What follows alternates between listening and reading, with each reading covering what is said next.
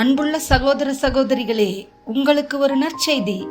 நாம் வரவிருக்கும் 2025 ஆண்டு ஜனவரி 1 365 நாட்களுக்கும் 365 தலைப்புகளின் கீழ் வேத வசனங்களை வாசித்து பகிர இருக்கிறோம்.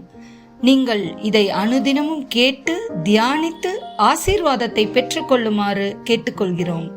அது மட்டுமல்ல, இதை சப்ஸ்கிரைப் செய்து உங்கள் நண்பர்களிடமும் பகிர்ந்து கொள்ளுமாறு அன்புடன் கேட்டுக்கொள்கிறோம். நன்றி.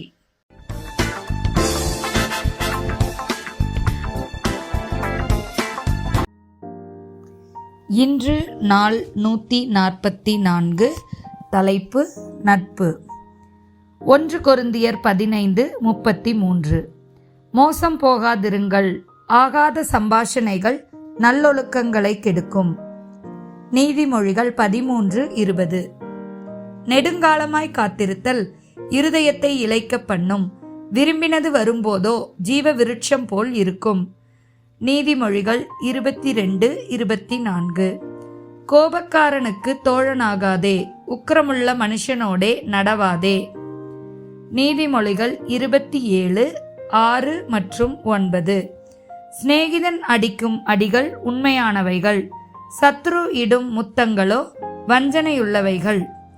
பரிமள தைலமும் சுகந்த தூபமும் இருதயத்தை களிப்பாக்குவது போல ஒருவனுடைய சிநேகிதன் உட்கருத்தான ஆலோசனையினால் பாராட்டும் இன்பமானது களிப்பாக்கும்.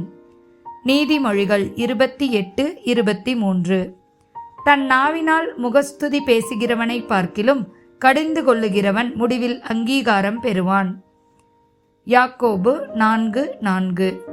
விபச்சாரரே, விபச்சாரிகளே, உலக சிநேகம் தேவனுக்கு விரோதமான பகை என்று அறியீர்களா? ஆகையால் உலகத்துக்கு சிநேகிதனாய் இருக்க விரும்புகிறவன் தேவனுக்கு பகைஞனாகிறான். ஆமேன்.